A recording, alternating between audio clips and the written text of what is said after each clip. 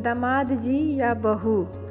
नमस्ते दोस्त, आप सभी का स्वागत है हमारे चैनल काजल मोटिवाइजर पर। राधिका को सब बहुत पसंद करते थे। वह जितनी अच्छी गृहिणी, पत्नी, माँ थी, उतनी ही अच्छी दोस्त और पड़ोसी। बहुत ही कायदे और समझदारी से उन्होंने अपने बच्चों को पढ़ाया, लिखाया और बड़ा किया था।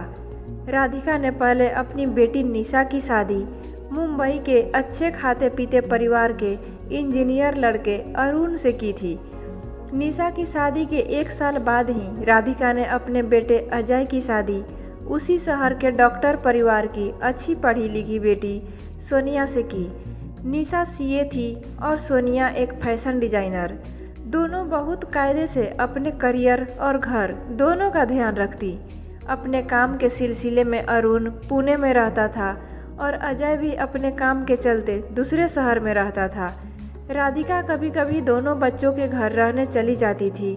निशा को जब बेटा हुआ तब राधिका ने उसका पूरा ध्यान रखा और अरुण ने भी अपना काम घर से करना शुरू कर दिया था।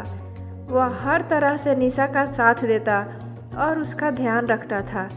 राधिका यह देखकर बहुत खुश हुई थी कि उनका दामाद उनकी बेटी का कितना ध्यान रखता है। कुछ महीनों बाद सोनिया ने भी एक बेटी को जन्म दिया। राधिका ने जिस तरीके से निशा का ध्यान किया था वैसे ही सोनिया का भी पूरा ध्यान करती थी। लेकिन बेटे के घर पे बेटी के घर के मुकाबले एक बहुत बड़ा फर्क करती थी। अजय जब किसी तरह अपनी पत्नी का ध्यान करता था या उसके लिए कुछ बनाने की और करने की कोशिश करता तो राधिका उसी वक्त टोक देती। अरे तू रसोई में क्या कर रहा है? बच्चे के कपड़े क्यों बदल रहा है? या फिर बेचारा अजय, मेरा बेटा रात को सो भी नहीं पाता बच्चे के रोने की वजह से। यहाँ तक कि 2 दिन की छुट्टी के बाद अजय के पीछे पड़ गई थी। तेरा घर में क्या काम है? मैं संभाल लेती हूँ ना, काम वाली बाई भी तो है ना मदद के लिए। निशा के घर में जबकि अपने भाई से ज़्यादा पैसा और नौकर चाकर थे। सोनिया को यह भेदभाव बहुत परेशान करता था। वह राधिका यानी अपनी सास की इज्जत करती थी और हर बात का ध्यान रखती, लेकिन दामाद और बेटे के अच्छे पति होने की उनकी जो अलग परिभाषा थी वह सोनिया को बहुत तकलीफ देती थी। सोनिया के ससुर भी इस भेदभाव को लेकर परेशान थे। वह सोनिया के मन के दुख को अच्छी तरह समझते थे। कई बार उन्होंने सोनिया को प्यार से कहा, मैं अच्छी तरह समझता हूँ बेटा, और तुम भी समझती हो कि राधिका बुरी नहीं है। पता नहीं दामाद और बेटे के फर्जों में क्यों फर्क करती है। भरोसा रखो, सब ठीक हो जाएगा। सोनिया बहुत समझदार थी, इसीलिए उसने अपने ससुर की बात की हमेशा इज्जत रखी। एक बार राधिका और उनके पति निशा के घर से लौट रहे थे तो राधिका बहुत खुश थी। देखो दामाद जी कितने अच्छे हैं, सुबह से निशा का कितना हाथ बटाते हैं काम में और मुन्ने का भी ध्यान रखते हैं। हमारी निशा आराम से अपना काम कर पाती है। पूरे दिन के लिए कामवाली भी लगा रखी है और जब खुद घर में होते हैं तो निशा को कोई परेशानी ना हो उसका पूरा ध्यान भी रखते हैं। हमारी तो इतनी इज्जत करते हैं कि बस मन भरपूर खुश होता है उन दोनों को देखकर। राधिका के पति जवाब देते हैं, यह खुशी तुम्हें अजय और सोनिया के लिए क्यों नहीं होती? उल्टा तुम अजय को टोकती रहती हो कि वह घर के काम में क्यों मदद करता है।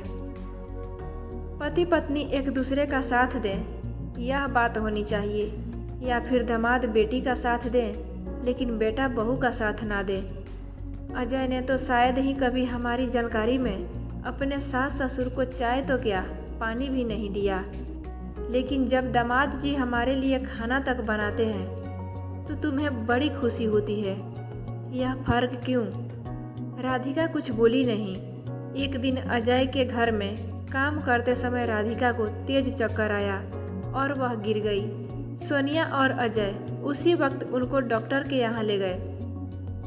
उनका बीपी बहुत कम था और पैर की हड्डी भी टूट गई थी। डॉक्टर ने उनको पूना में एक अच्छे डॉक्टर का नाम बताया। 2 घंटे का रास्ता था। एम्बुलेंस में सोनिया राधिका के साथ थी। पीछे कार में राधिका के पति और उनका बेटा अजय थे। राधिका को अस्पताल में भर्ती करा दिया गया। ऑपरेशन के बाद राधिका को जब कमरे में शिफ्ट किया गया तो सोनिया ने आकर अजय से कहा, आप और पापा घर जाओ, मैं ध्यान रख लूँगी माँ का। उसने निशा के घर अपनी बेटी को छोड़ा, कंप्यूटर पर अपना काम करते सास का भी ध्यान रखती। उस 10 दिन के टाइम में अरुण एक बार भी नहीं आ पाए, जबकि वह उसी शहर में थे।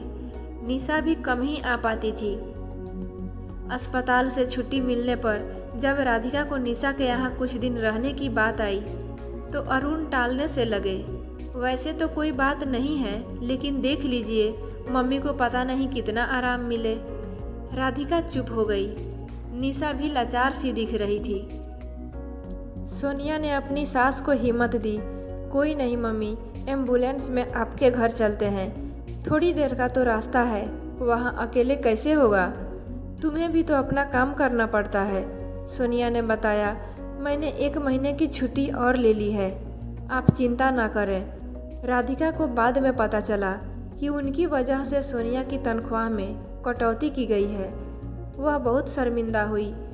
सोनिया की दिन रात की सेवा से राधिका 1 महीने से पहले ही चुस्त दुरुस्त हो गई। उन्होंने एक दिन सोनिया, अजय और अपने पति को हॉल में बुलाया। आप सबने मेरा बहुत ध्यान रखा, लेकिन सबसे ज़्यादा सोनिया ने कोई कसर नहीं छोड़ी। मैं माफ़ी चाहती हूँ सोनिया। मैं हमेशा यह सोचती रही कि दामाद जी बहू से बढ़कर होते हैं। उनको मेरी बेटी का ध्यान रखना चाहिए, लेकिन बेटे को बहू का नहीं। अगर दामाद जी से बेटी की खुशी है तो बहू से बेटे की। तुम्हें दुखी करके मैंने अपने बेटे को भी दुखी किया। मुझे माफ़ कर दो आप सब। सोनिया ने अपनी सास का हाथ पकड़कर अपने सर पर रखा और आंखों में आंसू की नमी के साथ मुस्कुराई। उस दिन सभी खुश थे कि राधिका को बहू और दामाद दोनों की अहमियत का पता चली। दोस्तों, हम ये हमेशा भूल जाते हैं, जिस तरह एक माँ चाहती है कि उसकी बेटी ससुराल में खुश रहे, दामाद जी उनकी बेटी का अच्छे से ख्याल रखें, ठीक उसी तरह ये भी सोचना होगा कि बेटे बहू भी खुश रहें।